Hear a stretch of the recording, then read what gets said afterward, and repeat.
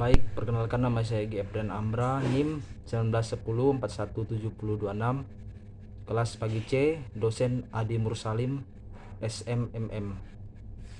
Soal yang pertama yaitu sebutkan dan jelaskan apa yang dimaksud dengan manajemen pemasaran internasional menurut 3 ahli. Yaitu yang pertama menurut Philip Coulter Armstrong menyatakan bahwa manajemen pemasaran adalah analisis, perencanaan, pelaksanaan, dan pengendalian atas program yang dirancang untuk menciptakan, membangun, dan mempertahankan pertukaran dan menguntungkan dengan pembeli sasaran dengan maksud untuk mencapai sasaran organisasi. Yang kedua, menurut Bukhari dan Desalim. Menurut Bukhari dan Desalim menyatakan bahwa manajemen pemasaran merupakan proses perencanaan dan pelaksanaan konsepsi, penetapan harga, promosi dan distribusi, gagasan barang dan jasa untuk menghasilkan pertukaran yang memuaskan individu dan memenuhi tujuan organisasi.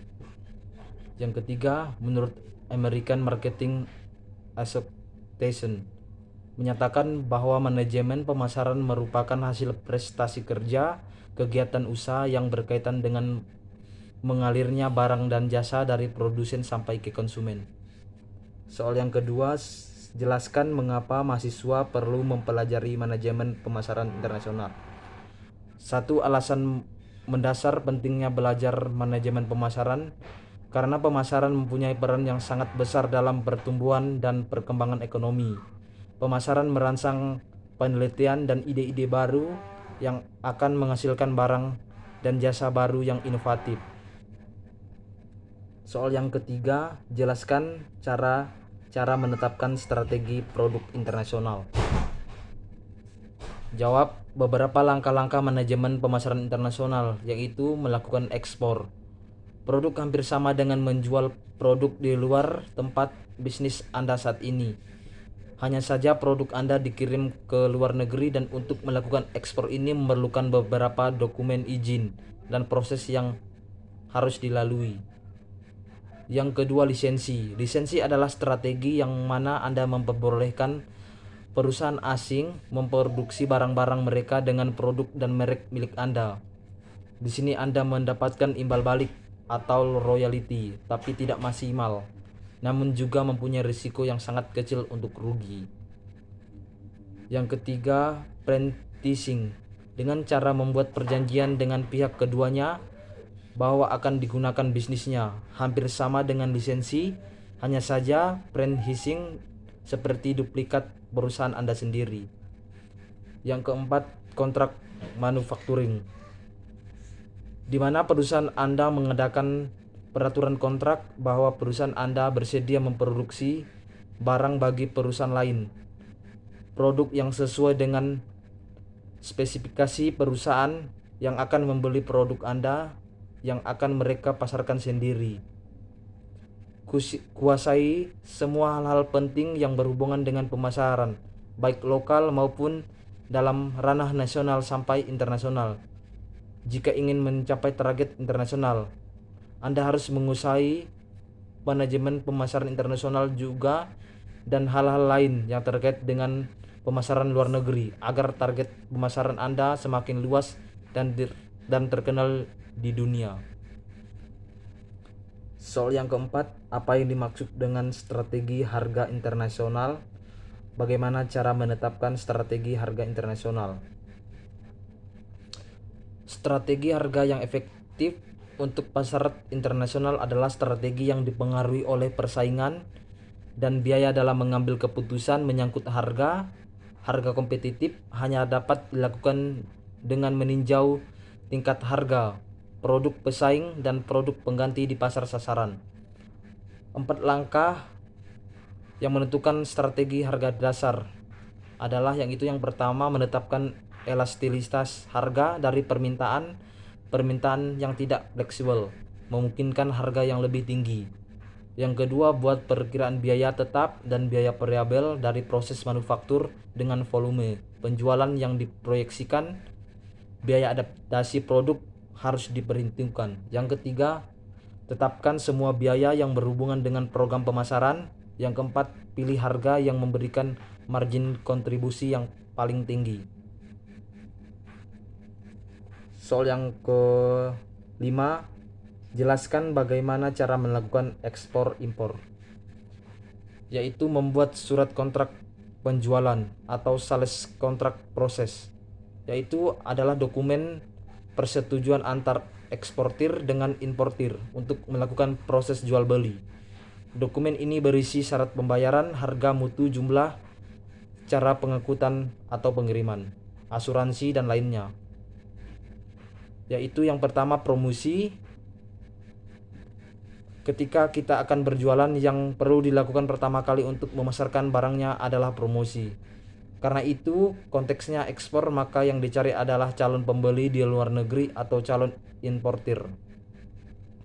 Ada banyak cara untuk melakukan kegiatan promosi, misalnya menggunakan media online, elektronik, koran, majalah, atau mengikuti pameran dagang. Bisa juga berkomunikasi dengan kamar dagang dan industri, atase perdagangan, dan lainnya. Lembaga-lembaga tersebut berfungsi untuk membantu mempromosikan komoditi, produk siap ekspor pengusaha. Inquiry. Jika dari promosi tadi Anda mendapatkan calon pembeli yang berminat, maka calon importir tersebut akan mengirimkan surat permintaan suatu komoditas tertentu, letter of inquiry. Surat ini biasanya berisi deskripsi barang, mutu, harga, dan waktu pengiriman. Order sheet. Selanjutnya kita yang akan mengekspor harus menanggapi permintaan calon importir tadi dengan mengirimkan order sheet. Order sheet ini berisi keterangan sesuai permintaan importir mengenai deskripsi barang, mutu, harga, dan waktu pengiriman. Dalam order sheet juga diinformasikan mengenai ketentuan pembayaran dan pengiriman sampel atau brosur. LC atau opening process. Setelah ada sales kontrak atau surat jual beli, proses berikutnya adalah importir akan meminta bank devisa untuk membuka letter of credit, surat jaminan atas uang yang akan dibayarkan kepada calon eksportir sesuai kesepakatan tertera dalam sales kontrak. Bank devisa akan membuka letter of credit di bank jaringannya yang ada di negara eksportir. Bank ini kita sebut sebagai advising bank. Advising bank ini akan memeriksa keabsahan dari letter of credit dari bank devisa calon importir tadi. Jika sudah benar, advising bank akan mengirimkan surat letter of credit sebagai jaminan atas barang yang diekspor. Cargo statement process. Ketika eksportir menerima letter of credit dari advising bank, maka yang harus dilakukan oleh kita sebagai calon eksportir adalah calon eksportir memesan kapal di perusahaan pengapalan ekspor impor. Proses ini tetap mengacu pada ketentuan yang ada di sales kontrak. Setelah itu, calon eksportir wajib membuka pemberitahuan ekspor barang di kantor bea cukai di pelabuhan. Calon eksportir juga harus membayar pajak ekspor dan pajak ekspor tambahan di advising bank atau bank yang kita pakai dalam pelayanan ekspor impor sesuai dengan cara di sales kontrak. Setelah itu urusan calon eksportir itu beres, perusahaan pengapalan akan memuat barang dan menyerahkan beberapa dokumen bukti pengapalan. Bukti-bukti pengapalan itu selanjutnya diserahkan eksportir kepada advising bank untuk meneruskan ke bank devisa tempat importir berada. Importir akan menerima dokumen pengapalan jika sudah melakukan pembayaran kepada bank devisa di tempat ia berada. Dokumen ini sangat penting bagi importir karena adalah syarat pengambilan barang impornya. Tidak itu saja. Untuk bisa mengambil barangnya, importir juga harus menunjukkan bukti pembayaran terhadap agen jasa pengapalan barang impornya. Shipping dokumen negotiation process. Ini adalah proses pengambilan uang yang telah dibayarkan oleh importir ke bank. Syarat untuk klaim uang atas barang yang sudah dikirimkan oleh dokumen dari perusahaan pengapalan yang sudah mengirimkan barang kepada importir. Setelah menerima dokumen